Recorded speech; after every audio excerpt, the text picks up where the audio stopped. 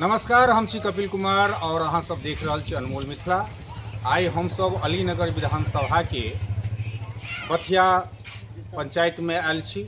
ओहिठाम आम जनता सबके बहुत रास समस्या के शिकायत आयल छल। ओहि सब संबंध में हम ग्रामीण सबसे बात करबनि और जानय के प्रयास करब जे हुनका सबके सामने में की समस्या छै।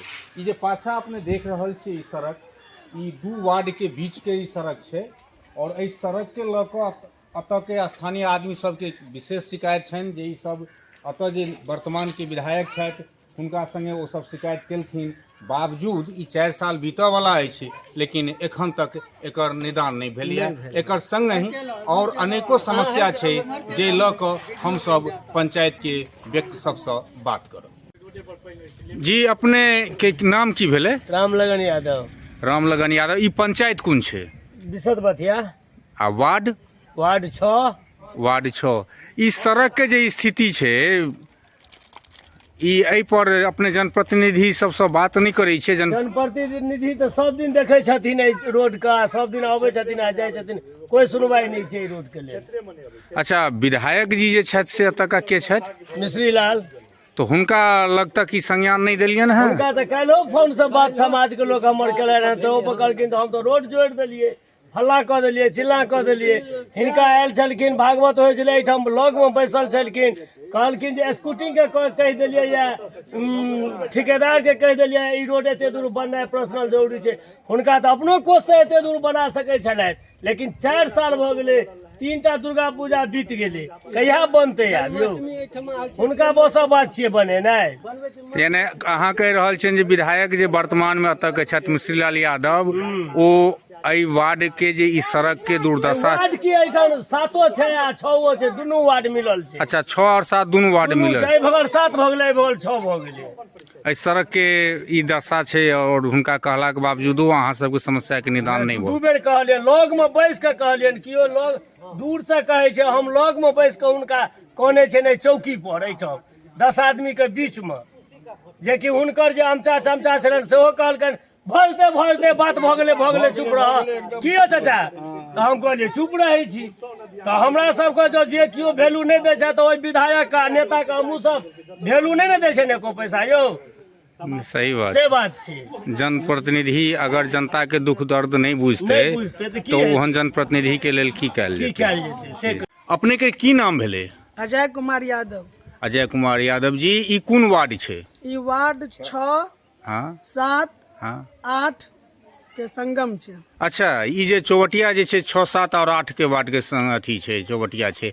अपने के की समस्या है एठाम? हमर समस्या ई अछि कि 12 महीना 36 दिन हर वक्त हर समय ए रास्ता पर पानी लगले रहैत अछि। अच्छा, देखाओ रहल है पाछा में पानी बह रहल? देखाइयो रहल अछि अहाँ के, नाला निर्माण बिल्कुले नहीं छै। अच्छा, और ई पानी हमेशा हर वक्त बहते रहे छै, ऐसे लोग का। और बगल में स्कूल छै, अच्छा, मध्य विद्यालय, बच्चों सबके, टीचरों सबके हर चीज का दिक्कत है। हमरा सबके तो मंदिर है बगल में, पूजा पाठ करे में कतौ से सर कुटुम्ब लोग के आयल, विवाह दान उपनयन मुंडल सब में दिक्कत हो छै। बहुत समस्या छै तो पानी के, नहीं तो नाला निर्माण हो छै, कोनो पानी के कोनो व्यवस्था नहीं भ रहल छै। तो ई जे पानी जे बह रहल छै, ई तो नल जल योजना के तहत हेतै, तो मुखिया या वार्ड सदस्य के नहीं कहै छै? नल जल योजना के तहत नहीं छै। अच्छा, ई छै एक्चुअली घर के जे साइड में जते चापाकल धसा लेने छै ना, वो सब अपन मनमानी तरीका से खोले छै।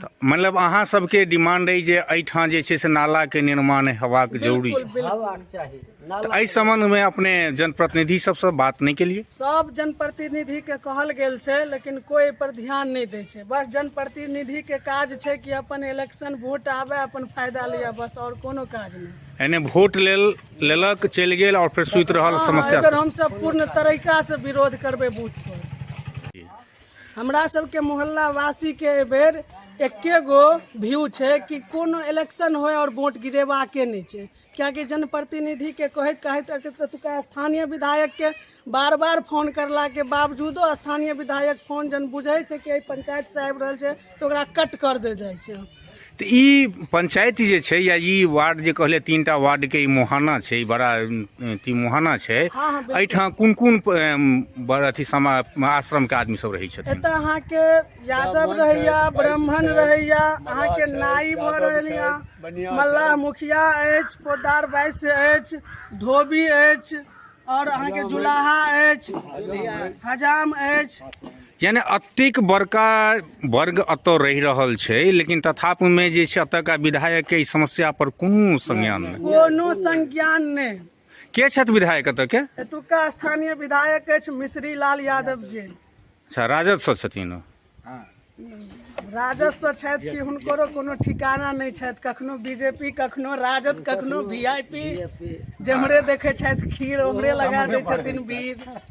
जी जी, की नाम कहले एक बार अपने फेर से नाम कह दियौ? अजय कुमार यादव जी। अपने के की नाम भेल? देवनारायण साहु। ई कोन पंचायत छै? ई बथिया विसद पंचायत छियै, वार्ड 10 छियै। एहि बेर विधानसभा चुनाव में अपने के इच्छा की छै और की? हमर इच्छा यह छै कि बदली हेबाक चाही। बदली हेबाक चाही मतलब मिश्री लाल यादव? हाँ, बदली हेबाक चाही। जो पंचायत में विधायक बनला, हमरा पंचायत में कोई काम नहीं केला, तो विधायक ऐसे बढ़िया सिद्दकी पुरनका छेल उ हमरा रोड विभाग में बढ़िया काम केलथि। जाति नहीं देखे छियै हम ई देखे छियै पंचायत लेवल पर छोटका बड़का बराबर लऽ के जे विधायक चले उ हमरा लिए विधायक भेल, और ई तो जाति पर भागैया। हम अपना ला कुछ नहीं मांगे छियै, हम ई मांगे छियै कि हमर जनता जे चलते पहले नांगट भऽ के चले छले कि ओकरा झाँपन चाहिए, कि नहर में पुल हेबाक चाहिए, मकान बन गेले। कोन नहर में? चौड़ी बाध के पुल, अहाँ के फटकी में नहर के टेप के घर बनले हन, ओतो पुल हेबाक चाहिए। कठरा से पश्चिम, कठरा बांध से पश्चिम जे कि रोड बन रहल छै कठरा छोर पर, ओइसे पश्चिम हेबाक चाहिए। जतऽ हमर संख्या वोटर या ओतऽ हमरा रोड न चाही, तब न हम वोट मांगे ला जेबै। आ ई मिश्री लाल हमरा लिए कुछो नहीं केलक। जो हमरा जे मंदिर के लिए फंड गछलक कि छहर दवाली काली बंदी स्थान में अहाँ दियो, हुनका फंड हम निकाल के देब, सेहो हमरा नहीं देलक। एकर मतलब तब हो गेल जे अहाँ के आश्वासन देलनि, अहाँ हुनका वोट देने के बाद अहाँ के बिसरि गेलक? ठेक लेलक हमरा, ठेक लेलक हमरा ठेक लेलक। अच्छा अच्छा, यानी अहाँ सब में ई बात के लेल आक्रोश है जे अहाँ सबके विधायक जे छै से अहाँ सबके क्षेत्र में विकासक काज नहीं केलक। चले में हमरा तकलीफ होइया। हम रोड चालक छी, बुझलिए, हम मजदूर छी। रोड रहते चौड़ा तबे न हम बतारबे हथौड़ा।